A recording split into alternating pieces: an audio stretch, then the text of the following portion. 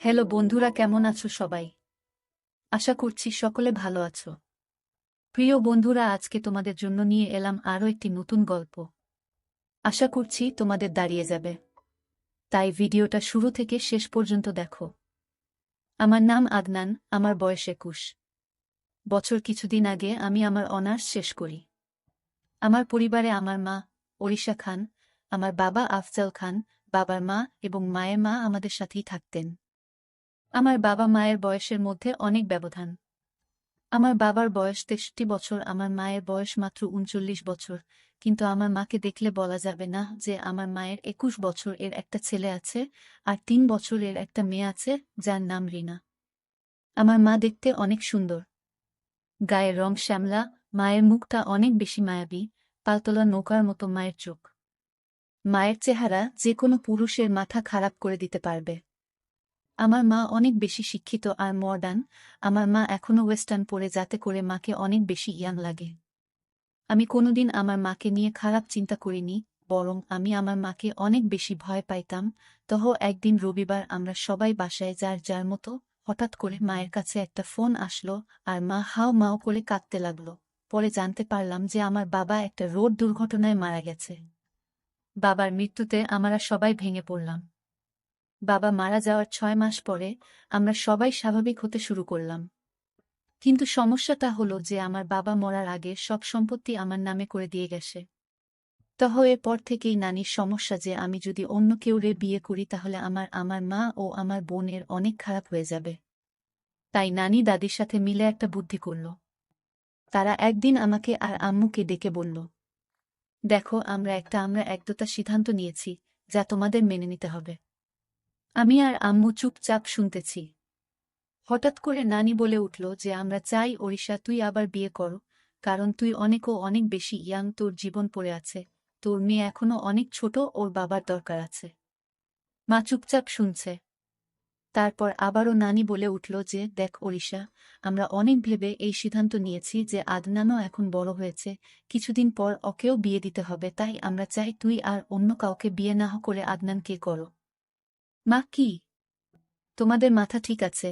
আদনান আমার ছেলে, ওকে আমি জন্ম দিয়েছি, ওর সাথে আমার বিয়ে কিভাবে হওয়া পসিবল? এইটা অনৈতিক আর পাপ। নানি, আমরা জানি যে এখানে কিছু সমাজের নিয়ম আছে, কিন্তু নিয়ম একটা সময় যেয়ে চেঞ্জ করতে হয়। মা, তাই বলে নিজের ছেলেকে বিয়ে? তোমরা এটা ভাবতে পারো কিভাবে? আমি কোনোদিন এই পাপ করব না। তারপর নানি আর দাদিমাকে অনেক জোর করল আর হুমকি দিল যে আমরা যদি এই সিদ্ধান্ত মেনে না নেই তাহলে তারা এই বাড়ি ছেড়ে চলে যাবে। মা হাও মাও করে কান্না শুরু করল। আমি চুপচাপ বসে আছি। আমার বলার মতো কোনো ভাষা নাই। তারপর দাদু আর নানু মাকে বুঝানো শুরু করল যে দেখ, আফজাল মরার আগে সবকিছু আদনান এর নামে করে গেছে। এখন ও যদি অন্য কোনো ভুল মেয়ের পাল্লায় পড়ে তাহলে তোর আর তোর মেয়ের জীবন ধ্বংস হয়ে যাবে। তোর মেয়ের কথা চিন্তা করে রাজি হয়ে যা। মায়ের কান্না থামে না। আমি তো অবাক, কারণ আমি মাকে নিয়ে কোনোদিন ওইভাবে কিছু ভাবিনি। তারপর দাদু আর নানু অনেক বুঝানোর পর মাকে বলল যে দেখ, তুই মেনে নিবি, তা না হলে আমাদের সারা জীবনের জন্য হারাবি। মায়ের কান্না থামে না। তারপর আমাকে দাদু নানু জিজ্ঞেস করল, তোর কোনো আপত্তি আছে? আমি দাদু আর নানুকে অনেক ভয় পাইতাম, তাই তাদের উপরে কোনো কথা না বলে চুপচাপ করে রইলাম। অনেক জড়াজড়ির পর তারা মাকে রাজি করাল। তারপর যে যার রুমে চলে গেল। আমি রুমে যেয়ে ভাবতেছি, এইটা কিভাবে সম্ভব? আমার জন্মদাত্রী মায়ের সাথে আমার বিয়ে? মানুষ কি বলবে? আমি আমার বন্ধুদের মুখ দেখাবো কিভাবে? মাথা অনেক কিছু ঘুরতে লাগল। নিজেকে কোনোভাবেই স্থির রাখতে পারতেছিলাম না। আমি আমার মাকে অনেক ভালোবাসতাম আর সম্মান করতাম। আমি কোনোদিন আমার মাকে নিয়ে খারাপ কিছু চিন্তা করি নাই। আমার জন্য আর মায়ের জন্য এই ব্যাপারটা মেনে নেওয়া অনেক কঠিন ছিল। আমাদের বিয়ের কথা ঠিক হওয়ার পর থেকে আমি মায়ের সামনে যেতে লজ্জা পেতাম। মা ও আমাকে আগের মতো বকাঝকা করত না। আমাকে দেখলে মাথা নিচু করে নিজের কাজ করত। নানু আর দাদু আমাদের বিয়ের দিন ঠিক করল 7 দিন পরে। আমি আর মা দুইজন অনেক বেশি মন মরা হয়েছিলাম। তারপর একদিন মা আমার কাছে এসে বলল, আদনান, তুই কি বিয়েতে রাজি? আমি বললাম, আম্মু, আমি আর কোনো রাস্তা না দেখে হা বলেছি। মা হ্যাঁ রে, আমার জন্য তোর জীবনটা ও নষ্ট করে দিল। কি আর করব আম্মু, আমাদের কাছে আর রাস্তা নাই। তুমি জাস্ট মন মরা হয়ে থেকো না। তুমি মন মরা হয়ে থাকলে আমার ভালো লাগে না। তুই জানস, স্বামী স্ত্রী এর সম্পর্কের মধ্যে আর মা ছেলের এর সম্পর্কের মধ্যে যে আকাশ পাতাল তফাৎ। একটা মা ছেলে হয়ে আমাদের ওইগুলা করতে হবে যা একটা স্বামী স্ত্রী।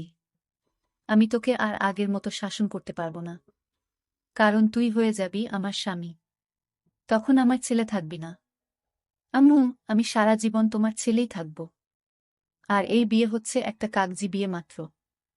আমরা সারা জীবন মা ছেলেই থাকব, আর তুমি আমাকে যখন ইচ্ছা যেভাবে ইচ্ছা শাসন কইরো। আমাদের মধ্যে কোনো চেঞ্জ আসবে না। আমি তোমাকে সব সময় সম্মান করতাম আর সারা জীবন করব। মা একটু আশ্বাস পেয়ে আমার কাছে অনেক খুশি হয়ে গেল। তারপর আমাকে বলল, আচ্ছা আমি না হয় আমার জীবনের অর্ধেক পার করে ফেলেছি, কিন্তু তুই তো এখনো অনেক বেশি ইয়াং, তোর কত এক্সপেকটেশন ছিল তোর বিয়ে নিয়ে, তাই না? কত কিছু না ভেবে রেখেছিলি যে এমন মেয়ে বিয়ে করবি, এমন জায়গায় ঘুরতে যাবি, দুষ্টামি করবি, ঘোরাফেরা করবি, সব পানিতে গেল। এই বুড়ির সাথে কিছুই হবে না। আরে আম্মু, এক তো তুমি বুড়ি না, তুমি অনেক বেশি ইয়াং আর এখনো অনেক বেশি সুন্দর। আর হ্যাঁ, অনেক আশা ছিল, কিন্তু সমস্যা নাই, তুমি তো আমার মা, পর তো কেউ না। আমরা অনেক ভালো বন্ধুর মতো হয়ে সব আশা পূরণ করব। মা আমার কথা শুনে একটু খুশি হয়ে গেল। তারপর বলল, আচ্ছা ঠিক আছে, আমরা আজকে থেকে অনেক ভালো বন্ধু। আমরা একে অপরের সাথে সব শেয়ার করব। আচ্ছা আম্মু। মা আমার মাথায় একটু হাত বুলিয়ে নিজের রুমে চলে গেল। পরের দিন থেকে মাকে আর মন খারাপ মনে হলো না। আমি আর মা সেই দিন অনেক বিষয় নিয়ে কথা বললাম। আমি মাকে এইটাও বললাম আমার জীবনেও কোনো গার্লফ্রেন্ড ছিল না। মা তো শুনে অবাক হয়ে গেল। তারপর আমাকে তার জীবনেও অনেক গল্প আমাকে বলল। আমি আর মা অনেক ফ্রি হয়ে গেলাম। আমি আর আম্মু বিয়ে হওয়ার যে দিনগুলা বাকি ছিল আমরা আমাদের জীবনের এর সবচেয়ে ভালো সময় কাটিয়েছি একসাথে। কারণ আমরা একসাথে হাসাহাসি করতাম, মুভি দেখতাম, রাত ভরে আড্ডা দিতাম, একসাথে গেম খেলতাম, আবার ঘুরতে যেতাম। আমি ওই কয়েকদিন আসলেই ভালো বন্ধু হয়ে গেলাম। যাই হোক, আমাদের বিয়ের একদিন আগে দাদু আর নানু আমাকে আর মাকে নিয়ে গেল শপিং এর জন্য। আমরা গেলাম। আমরা খুব হাসি হাসি করছিলাম। তা দেখে নানু আর দাদু অনেক খুশি হল। যাই হোক, আমি আর মা পছন্দ করে অনেক কিছু কেনাকাটা করলাম। মাকে আমি পছন্দ করে প্রথম বেনারসি শাড়ি কিনে দিলাম। মা একটু লজ্জা পেয়ে গেল। পরের দিন আমাদের বিয়ের আয়োজন করা হলো। কিছু মানুষকে ডাকা হলো। যাই হোক, মাকে কে দাদু আর নানু মিলে রেডি করে দিচ্ছে। আমি গোসল করে শেরওয়ানি পরে নিলাম। তারপর নিজের রুমে অপেক্ষা করতে লাগলাম। একটু পরে দাদু আসলো, বলল কাজী সাহেব চলে এসেছে। এই কথা শোনার পর থেকেই আমার বুক কেমন যেন থরথর করে কাঁপা শুরু করে দিল। কারণ আজকে আমার বিয়ে হতে যাচ্ছে, তাও আবার আমার নিজের মায়ের সাথে। আমি খুব বেশি ভয়ে ছিলাম। রুম থেকে বের হয়ে দেখলাম মা আগে থেকে টেবিলের মধ্যে বসে আছে। মা বেনারসি শাড়ি পরেছে, মাথায় কাপড় দিয়ে রাখছে, হাতে হালকা গয়না পরছে, আর হালকা মেকআপ করছে। মাকে আসলেই সুন্দর লাগতেছে, একদম ঠিক যেন নতুন বউয়ের মতো। আমি যে মায়ের পাশে বসলাম আর কানে কানে ফিস ফিস করে বললাম, আম্মু, তোমাকে অনেক সুন্দর লাগতেছে। মা একটা হাসি দিল। তারপর কাজী সাহেব আমাদের বিয়ে পড়ানো শুরু করল। কাজী জানত যে আমরা মা ছেলে। তারপর ও অনেক টাকার বিনিময়ে বিয়ে পড়াচ্ছে। যাই হোক, আমরা দুইজন কবুল বলে ফেললাম। আমাদের বিয়ে হয়ে গেল। আমরা মা ছেলে থেকে হয়ে গেলাম স্বামী স্ত্রী। যে নারী আমাকে পেট ধরে এই পৃথিবীতে এনেছে সে কিনা আমার বিয়ে করা বউ হয়ে গেল। দাদু আর নানু তো অনেক খুশি, আমাদের আশীর্বাদ দিলেন। তারপর বাকি মেহমানরা আমাদের আশীর্বাদ দিয়ে রাতের খাবার খেয়ে চলে গেলেন। তারপর আমরা সবাই খাবার টেবিলে বসে খাচ্ছি। ওই সময় আমার বোন আমাকে বলল, ভাইয়া, আজকে কার বিয়ে হলো? তারপর দাদুকে কোলে নিয়ে বলল, রিনা, আজকে থেকে তুমি ওকে বাবা বলে ডাকবা। ও ছোট মানুষ, মাথা নাড়িয়ে হা বলল। আমাদের খাওয়া দাওয়া শেষ করে নানু মাকে নিয়ে তার রুমে গেল। আমি আমার রুমের দিকে যেতে লাগলে দাদু আমাকে বলল, আদনান, আজকে থেকে তুমি নতুন জীবন শুরু করেছ। তোমার মা এখন তোমার বিয়ে করা স্ত্রী। ওর সব চাহিদা, ইচ্ছে, সুখ দুঃখ এখন থেকে তুমি দেখবা। ওকে এখন থেকে একজন স্বামীরের মতো ভালোবাসবা। আমি দাদুয়ের কথা শুনে অনেক বেশি লজ্জা পেয়ে গেলাম। তারপরও শুধুমাত্র মাথা নাড়িয়ে বললাম। তারপর আমার রুমের দিকে যাইতে লাগলাম। দাদু থামিয়ে বলল, আজকে থেকে তোমরা একসাথে ঘুমাবা। আমি আরও চমকে গেলাম। তারপর দাদু আমাকে নিয়ে মায়ের রুম ঠেলে দিল। দেখলাম নানু মাকে কি যেন বোঝাচ্ছে। আমি যেয়ে দাঁড়িয়ে রইলাম। একটু পরে নানু দেখে বলল, আসেন জামাই সাহেব, আমি বের হয়ে যাচ্ছি।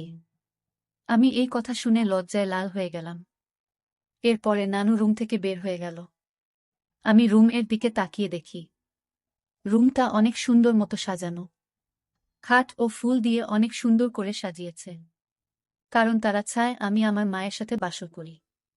যেই আমার ভাবতেই কেমন যেন ঘৃণা লাগছে। আমি চুপচাপ দাঁড়িয়ে রইলাম। মা আমাকে দেখে বলল, আসো। আদনান, দাঁড়িয়ে আছো কেন?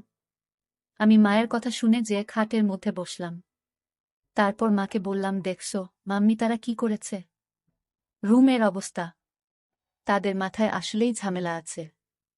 আরে বইল না, আমাকে যে কত কিছু বলল, কিভাবে কি করতে হবে। তারা আসলেই ভাবছে যে আমরা মা ছেলে হয়ে এগুলা করব।